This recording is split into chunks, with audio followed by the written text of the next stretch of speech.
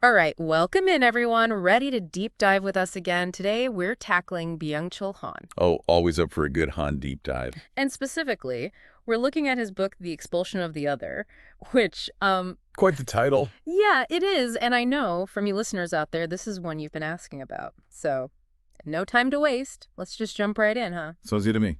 Now, this book, it grapples with some pretty big ideas, about how we relate to, well, the other, like anything different, unfamiliar, something that shakes things up a bit. And Han's argument, just to sort of set the stage here, is that in our digital world, this whole neoliberal way of life, we're kind of losing touch with that otherness. And that, well, that loss, that has some pretty serious consequences. So to help us unpack all of this, I've brought in, well, an expert, someone who can really shed some light on these ideas and why they matter to you, the listener. Happy to be here. Hmm. And yeah, Han's work, it definitely challenges you to think differently. I think what's really fascinating is how he connects this decline of the other, as he calls it, to this drive for everything to be seamless, in the digital age, and this constant striving for more, more, more that's so built into neoliberalism. So it's not just that we're like exposed to a lot of the same stuff all the time, but that there's like a whole underlying system that's pushing us towards that sameness. Yeah, you got it. And that's what Han argues is really dangerous.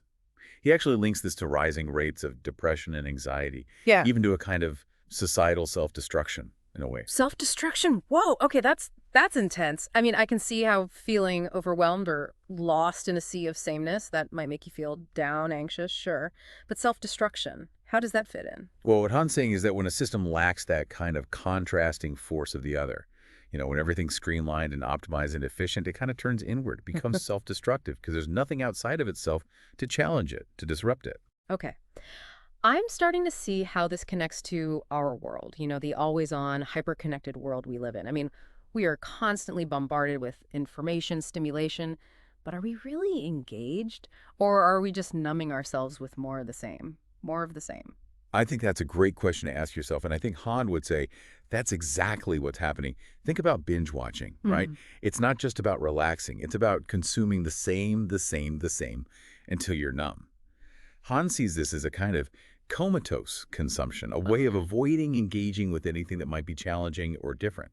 And he argues, and this is key, he argues that this constant consumption of the same, it's actually fueling the very anxieties it's meant to soothe. It's like a vicious cycle.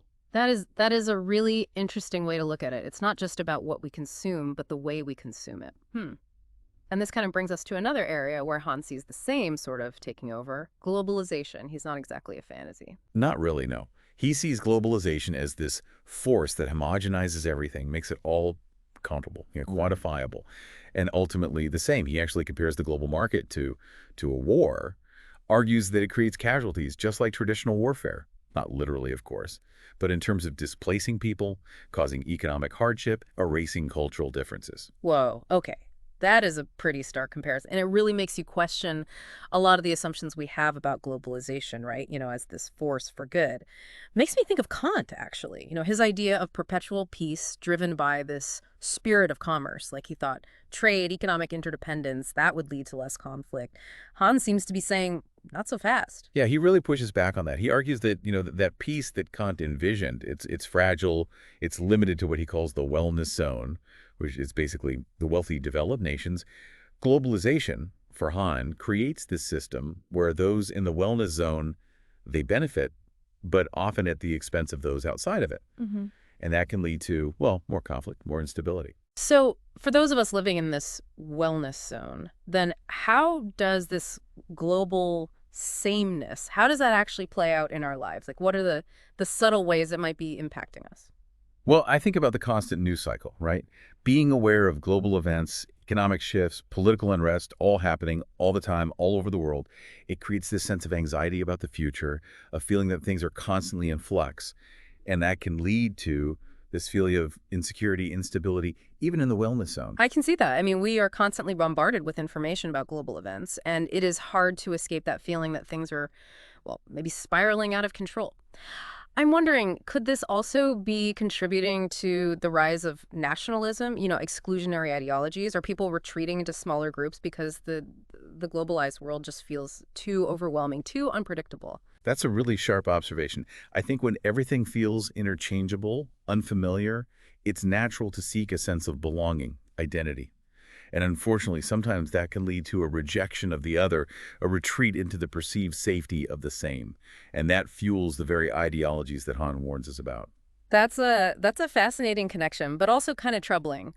But speaking of identity, Han also gets into this whole concept of authenticity. And I know this is something you think about a lot, right? This constant pressure to be your true self. Oh, it's everywhere, isn't it?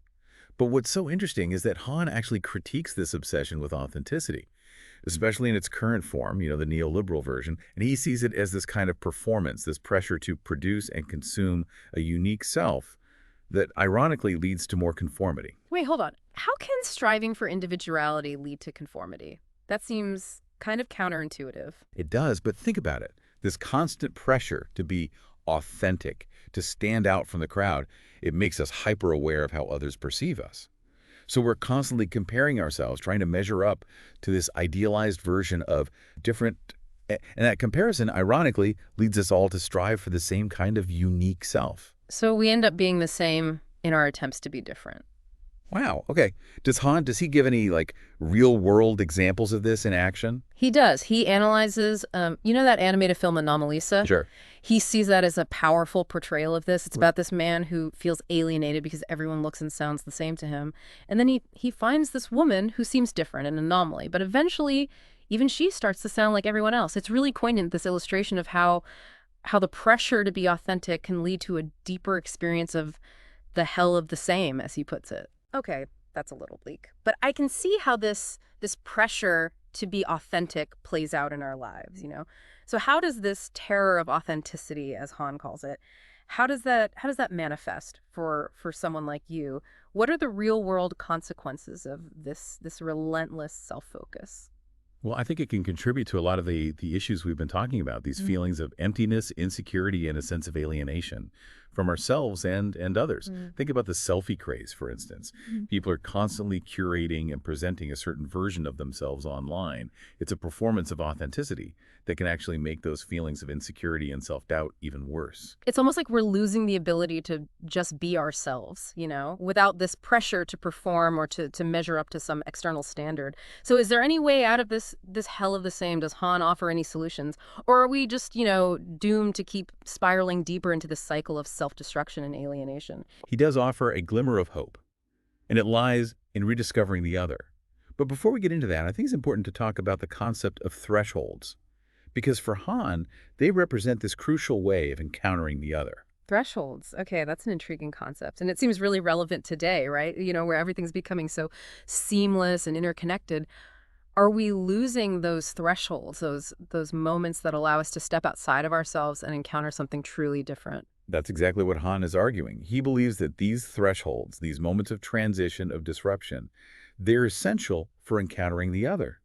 They represent this passage into the unknown, a space where we can confront our assumptions, and really expand our understanding of the world. But in the digital age, are those thresholds disappearing? Is everything becoming so smooth and interconnected that we rarely experience those moments of genuine disruption? That's the concern. Think about how we consume information online, right? We're scrolling through endless feeds, clicking from link to link. But are we ever really stepping outside of our comfort zones? Or are we just reinforcing our existing beliefs, our biases? So how do we reclaim those thresholds in this increasingly digital world? Do we all need to ditch our devices and retreat to a cabin in the woods? Well, that might be a bit extreme.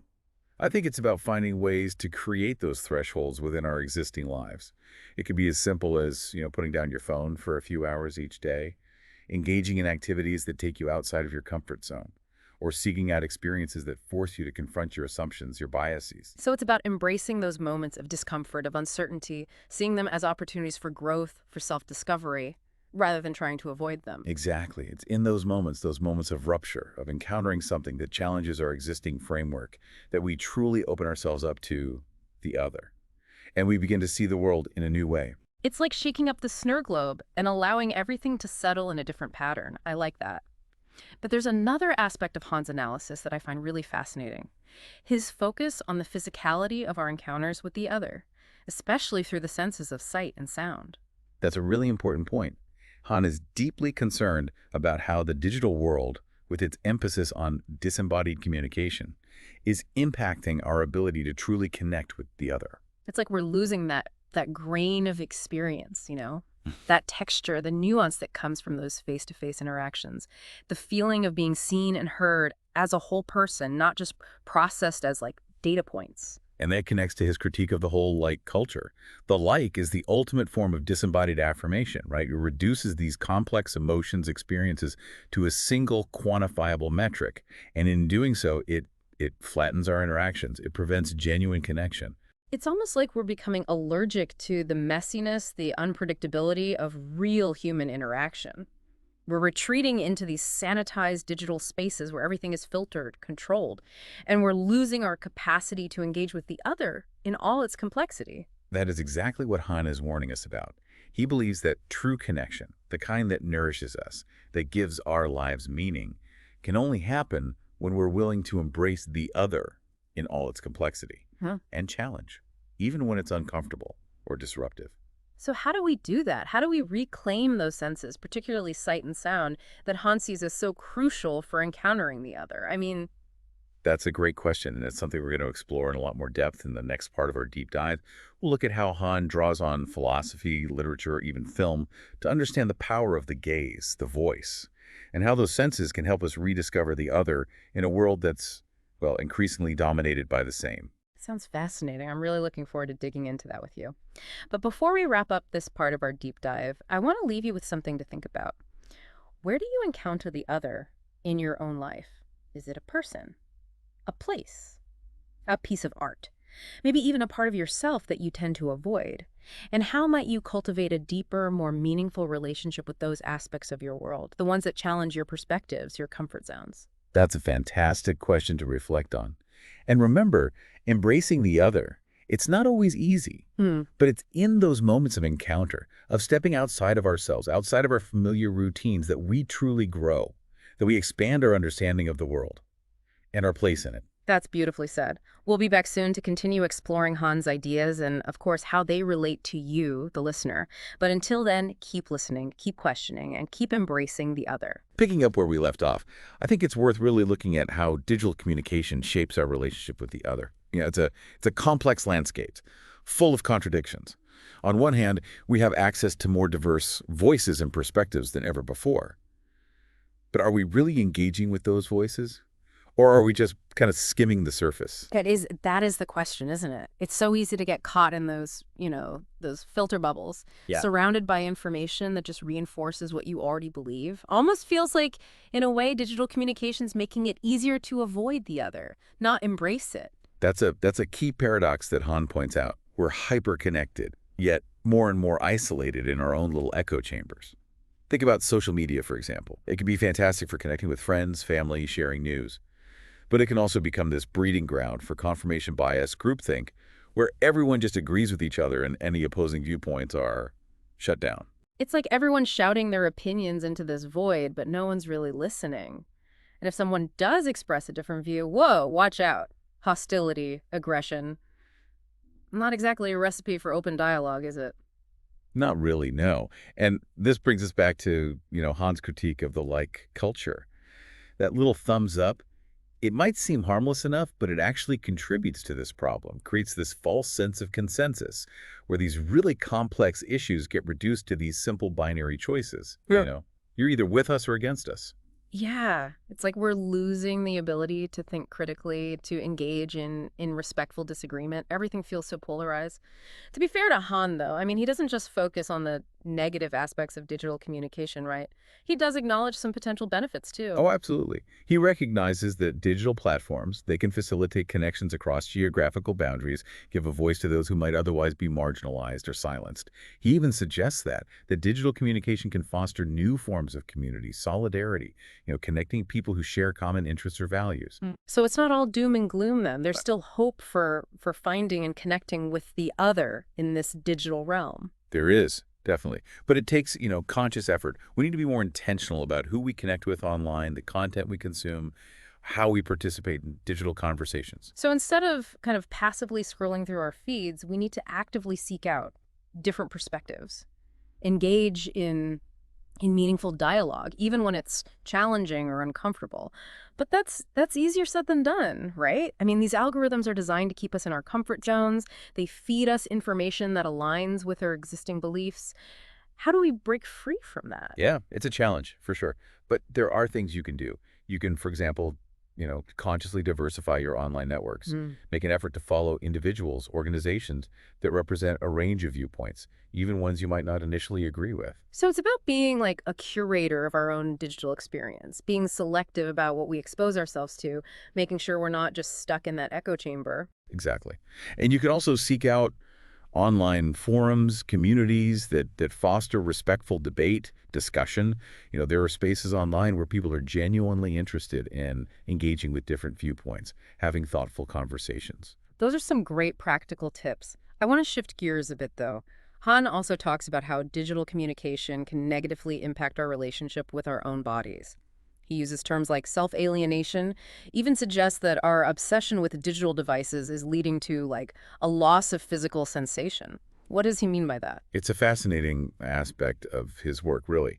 He argues that our constant interaction with these smooth, sterile digital interfaces, it's actually dulling our senses, making us less aware of our physical bodies. Hmm. Think about it. When you're constantly swiping and tapping on a screen, you're not really engaging with the textures, the smells, the sounds of the physical world. Yeah, it's like we're becoming disembodied, floating in this virtual realm where touch, smell, taste are absent, or at least minimized. And this makes me think of Han's critique of the whole selfie culture. The way we present ourselves online, it often feels very curated, artificial, like we're creating these idealized avatars that don't quite reflect our actual messy, embodied selves. That's a great connection. Yeah. Han sees this as a form of self-alienation, where we become so fixated on how we appear to others online that we lose touch with our own inner experience. We're performing for this invisible audience, and that performance can take us further and further away from our own bodies, our own emotions. He even draws a parallel between this digital disembodiment and certain mental health conditions like eating disorders, Yeah. where people develop a distorted relationship with their bodies. It's a provocative comparison, but it does highlight how our relationship with technology can have these really profound psychological, even physical consequences. If we're constantly bombarded with images of idealized bodies, it's no wonder that so many of us develop this sense of inadequacy or even disgust with our own physical selves. So what's the antidote to this digital disembodiment? I mean, do we all need to ditch our devices completely and embrace a more, I don't know, analog existence? Well, that's one approach, Uh-huh. but I think it's also about finding ways to reconnect with our bodies within the digital landscape. You can do this by engaging in activities that bring you back into your senses, like yoga, meditation, spending time in nature. Even something as simple as taking a walk without your phone can help you reconnect with your physical surroundings, your own body. Those are great suggestions. It's about being more mindful of how we're using technology, making sure it's not taking us further away from our own bodies, the physical world. Han also talks about the importance of reclaiming our voice in this digital age, though, right? He critiques how digital communication often silences or distorts our voices, reduces them to, text messages or emojis. Yeah, and that connects back to his broader argument about the dominance of the same. When we're constantly interacting with these algorithms, automated systems, it's easy to feel like our individual voices don't matter. Our unique perspectives or experiences, they get flattened, homogenized. Yeah, like we're becoming cogs in this giant digital machine. But Han believes we can resist this, right, by reclaiming the power of our voices, both literally and figuratively. He encourages us to find ways to express ourselves authentically, whether through writing, speaking, singing, or any other creative outlet. It's about finding what allows you to tap into that unique voice, and share it with the world. And it's not just about creating content, is it? It's also about finding spaces where our voices can be heard, valued, Hmm. where we can engage in meaningful dialogue, contribute to a more diverse, vibrant public sphere. Exactly. And that might involve, seeking out alternative online platforms or communities that prioritize authentic expression, respectful conversation. Mm. Might also mean, stepping outside of our digital comfort zones and engaging in more face-to-face interactions where we can experience that full richness, nuance of human communication. It's about reclaiming the power of our voices to connect, to inspire, to create change in the world, both online and offline. Han also explores the more philosophical implications of the voice, though, doesn't he? He talks about how the voice can represent this connection to something beyond ourselves, a link to the other that transcends our individual egos. He does. He draws on the work of philosophers like Emmanuel Levinas, who saw the voice as this manifestation of the face of the other, a call to responsibility and ethical engagement. Levinas argued that it's through the encounter with the other, through hearing their voice and recognizing their humanity, that we're awakened to our own ethical obligations. So it's not just about self-expression, it's about recognizing that our voices have the power to impact others, that we have this responsibility to use them wisely, compassionately. Precisely. And this is especially important in the digital age, I think, where it's so easy to hide behind screens and engage in anonymous or hurtful communication. It's crucial to remember that our words, even those typed on a keyboard, you know, they have real-world consequences. They can profoundly impact others. That's a powerful reminder that digital communication, while it offers so many benefits, it also presents these unique challenges. It requires us to be more mindful, intentional in our interactions. I want to talk about one of Han's, I think, most intriguing and maybe hopeful propositions. This idea of a future where listening becomes a profession. It sounds almost dystopian, but also strangely compelling. What are your thoughts on that? It's a fascinating concept, isn't it? On the one hand, it highlights how bad we've become at truly listening to each other, to the point where we might actually need to pay someone to do it for us. But on a deeper level, I think what Han's pointing to is a really profound human need. This need to be heard, to be seen, to be understood. Yeah, it's like we're all craving that deep connection, that sense of belonging, validation, the kind that comes from being in a genuine relationship with others. But in a world that's increasingly dominated by noise, by distraction, finding those spaces for authentic connection, it can feel really challenging. Yeah. And that's where the figure of the listener comes in. Han envisions this future where people could seek out these professional listeners who would provide this safe, non-judgmental space to share their thoughts, their feelings, their experiences. Almost like a secular confessional, a place where people can unburden themselves without fear of judgment or reprisal. Exactly. And while the idea might seem a little far-fetched, I mean, we're already seeing examples of this kind of listening service popping up. There are apps that connect people with trained listeners who provide emotional support, companionship, over the phone or video chat. That's amazing. It shows there's a real hunger for this kind of deep, attentive listening, even in our technologically mediated world. It does. And it suggests that, Han's vision might not be so dystopian after all. Perhaps as a sign that we're beginning to recognize the importance of cultivating our capacity for listening, of creating spaces where those who feel unheard can find solace, connection. It's a hopeful reminder that even in a world that can feel increasingly isolating, dehumanizing, there's still this deep yearning for genuine human connection. There is. And it's in those moments of connection, of truly seeing and hearing each other, that we discover not only the beauty, the complexity of the other, but also the hidden depths of our shared humanity. That's beautifully put. But before we go too far down this road of professional listeners, I want to bring it back to you, to our listener, to everyday life. What are some practical steps that you can take to cultivate this art of listening in your own relationships, interactions? Are there specific techniques, practices you can try out? Absolutely. And that's actually what we'll explore in more depth in the final part of our deep dive.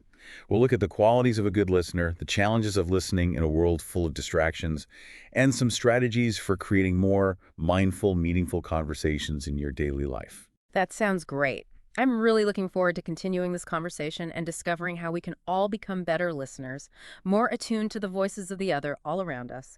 But before we move on, I want to leave you with one last thought.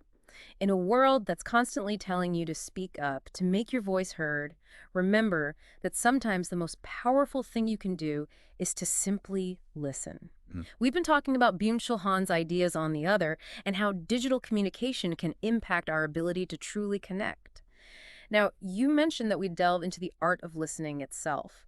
What makes someone a good listener, especially in a world, well, overflowing with distractions? It's fascinating, how Han approaches this whole idea of listening. He sees it not just as passively hearing, but as this active, almost ethical engagement with the other. Like, you recognize their worth simply by giving them your attention. That ethical dimension is it's so crucial, isn't it? It's not just about techniques, but about our whole approach to listening. It reminds me of something, I think it was Elias Canetti who observed this about the writer Herman Broch. He said that even Broch's subtle breaths, his pauses, they signaled that he wasn't just hearing, but welcoming what the other person had to say. It's like listening itself becomes this act of respect. Exactly. It's like that quote by Walter Benjamin, one that Sail and Love. He said, "Attention is the natural prayer of the soul." Listening becomes almost this sacred act. You're acknowledging the other person's presence, their value. And that's so counter to how we often interact, right? In this rushed, goal-oriented world, we're always pushing to be heard, not truly listening. More focused on broadcasting than receiving. But Hani argues that real listening requires a kind of emptying of ourselves, right? Like setting aside your ego, your preconceived notions to make space for the other person's voice. Precisely. And that is incredibly difficult in a culture that prizes self-promotion, assertiveness. We're always told to speak up, make our voices heard, but rarely encouraged to just listen. It's almost radical in today's world. It is. It makes me think of those Eastern philosophies like Buddhism, that talk about cultivating a beginner's mind, that Yeah. state of openness, non-judgment. That's good connection. It's about approaching conversations as if you're hearing the other person's perspective for the first time. Letting go of your assumptions, being open to being surprised or even challenged. That's where true growth and connection happen. So how do we actually get better at this? What are some techniques, something our listener can use to become a better listener in their daily life? Well, first and foremost, it's about being present. You know, Put down your phone, turn off the TV, give the person speaking your full attention, make eye contact, nod, use body language to show you're engaged. Those nonverbal cues, they really matter. They do. It's about conveying that sense of presence that goes beyond just words. Absolutely. And once you've built that foundation of presence, then you can start using some active listening techniques. Summarize what you've heard, make sure you understand, ask clarifying questions, reflect back the speaker's emotions to show empathy. It's like holding up a mirror to them, helping them see and understand themselves better.